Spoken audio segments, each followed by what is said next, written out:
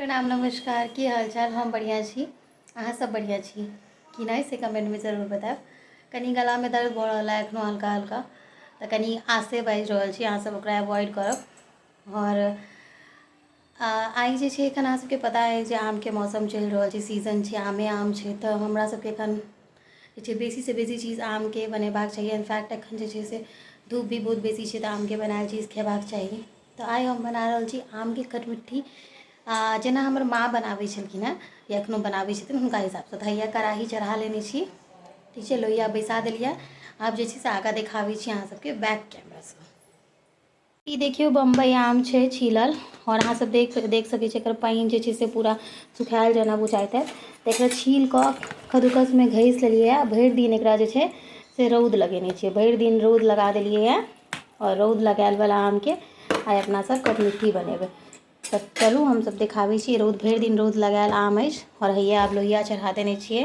तऽ हम लऽ रहल छी आब एहिमे सोया रिफाइन ऑयल, जे सोया ऑयल आबैए से, और ई कनी हल्का गरम हुअ दै छियै। सोया रिफाइन ऑयल हम लऽ रहल छी। अहाँ सब चाही तऽ जे अहाँके तेल पसन्द हुए ओ अपना अकॉर्डिंग लऽ सकै छी, जे तेल खाइत हैब अहाँ सबसे।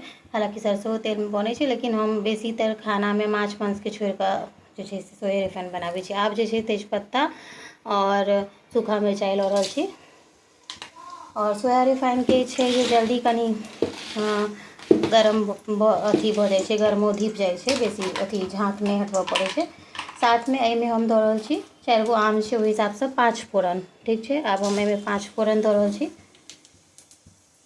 5 फोरनके बहुत नीक अथी आबै छै, सुगंध आबै छै। और खटमिट्ठीमे हम हमेशासँ माँ सबके 5 फोरन ही दैत देखलियनि हेँ। और 5 फोरन कनि लाल भऽ जेतै, एकरा कनि हिला दै छियै, ठीक छै। तऽ तकर बाद जे छै अपना सब एहिमे आ 5 फोरन भऽ गेल छै, देख लियौ। आब अपना सब एहिमे जे छै से आमके खसा दै छियै। हैया भरि दिन रौदमे रहलैए तऽ आमके पानि जे छै ऑलमोस्ट कम भऽ गेल छै, मतलब बहुत जे पानि रहै छै से नहि। और एकरा अगर अहाँ 2 दिन रौद लगा देबै और तऽ ई और भी नीक भऽ जाइ छै, मतलब अहाँ एकरा 2 महीना 3 महीना तक स्टोर भी कऽ कऽ राखि सकै छी, रौद लगा लगा कऽ। एना माँ सब कहै छथिन।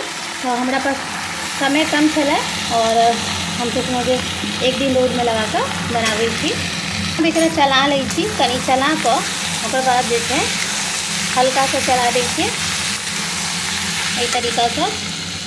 और संगे आब जे छै से हमसब एहिमे नून, हम सेंधा नमक अपन खानामे रेगुलर यूज करै छी। अहाँ सब जे नून यूज करैत हैब ओ नून इस्तेमाल कऽ सकै छी। तऽ संगे एहिमे नून खसा देलिए, और संगे जे छै से एहिमे हरैद दऽ दै छियै। नून हरैद दऽ कऽ आब एकरा आमके जे छै से गलऽ देबै। हालाँकि गसल आम छै तऽ एकरा गलऽमे बेसी टाइम नहि लगतै। ओकरा कनि चला कऽ जे छै बढ़िआँसँ चला देबै, देखियौ कनी लारि चारि कऽ। ओकर बाद जे छै अपना सब एकरा कनी देर लेल जे छै झाँपि कऽ छोड़ि देबै, जाहिसँ ई अपन आरामसँ पानि छोड़ैत रहतै। एकरा जे छै से कनी देर छोड़ि देबै, कनी देरमे छोड़ि कऽ फेर एकरा उघाड़ि कऽ देखबै अपना सब। आब देखियौ आम जे छै से हल्का हल्का जेना गोलिया जेना गेलैए। तऽ आब जे छै से एहिमे हम आधा चीनी और आधा जे छै से गुड़ पाउडर, अहाँ चाहिए तऽ अपना मोनसँ एहिमे जे छै से चीनियो ऐड कऽ सकै छी, लेकिन हम कनि हेल्थ कॉन्शियस रहै छियै तऽ ओहि दुआरे हम एहिमे आधा चीनी और आधा गुड़ दऽ रहल छी। दऽ कऽ आब एकरा साथे हम कनि लारि दै छियै, और तकर बाद फेर कनि लारि कऽ और फेर झाँपि देबै, जे चीनी जे छै से अपन ऑब्जर्व कऽ लेतै। चीनी जे छै से गलि जायत ताबेमे, तकर कनि देर झाँपि दै छियै। आ फेर झाँपि कऽ फेर कनि देर बाद अहाँ सबके हम देखाबै छी। तो एनाही जे छै अपना सबके चलबैत रहऽके छै एकरा, आ आँच तऽ कमे छै, ओना चलेबै। और गुड़ देबऽके फायदा की होइ छै, जखन अहाँ गुड़ देबै एहिमे खटमिट्ठीमे तऽ ओकर रङ्ग जे छै ने कनि ललौन ललौन होइ छै। और अगर चीनी दियौ तऽ ओकर रङ्ग कनि पीलापन होइ छै। तऽ अपना सब जे छै से एकरा चलेबै, कनि काल चलाबैत चलाबैत जे छै से कमे पकेबै। आब खटमिट्ठी ऑलमोस्ट लग गेल अछि, देख लियौ, और एकदम सुन्दर लागि रहल छै। लेकिन कनि एकरा और पकऽ दै छियै तऽ कनि तेजी से और पकतै। खटमिट्ठीमे तऽ पते अहाँ सबके जे एको रत्ती पानिके मात्रा नहि होइ छै, और पानि तऽ ऑलरेडी हम रौदमे आमके सुखा देलियै। तब कनि देर झाँपि दै छियै फेरो, और झाँपि कऽ 5 मिनट बाद उघाड़बै तहन हमरा लागै रेडी भऽ गेल रहतै। जे छै अपना सब उघाड़ि कऽ देखै छी देखियो अतिक सुंदर खुशबू आवे छै ना जे फोन में तो हम अहाँके एकर सुगंध के अथी नहीं बता सकै छी। अहाँ सब बस देखिए के अंदाजा लगा सकै छी। गुड़ वाला के जे एकटा अलग अपन सुगंध होइ छै और एकर रंग देखियो, देख रहल छियै। ई हमर खिटमिट्ठी बनि कऽ तैयार भऽ गेल और एकरा अहाँ सब ठंडा कऽ कऽ कोनो कांच के बॉटल में स्टोर कऽ कऽ राखि सकै छी और ई बहुत दिन तक चलत। हमरा तऽ बहुत चटपट खत्म भऽ जाइए कियाकि हमर बौआ के और हिनका खटमिट्ठी बड़ नीक लागै छै। हमरो नीक लागैए लेकिन हम हेल्थ के वजह से कनी कम खाइ छी, लेकिन ई सब एकदम बढ़िया से खाइ छै। तऽ देखियो ई छै बेटे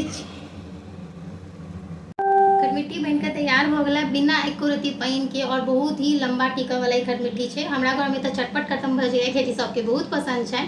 तो अहाँ सब केना बनाबै छी खटमिट्ठी कमेंट में जरूर बताएब अपन खटमिट्ठी बनाबऽ के तरीका, और हमर तरीका केहन लागल सेहो लिख के बताएब।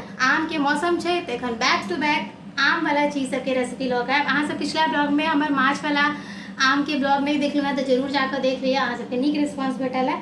बाय, जय मिथिला।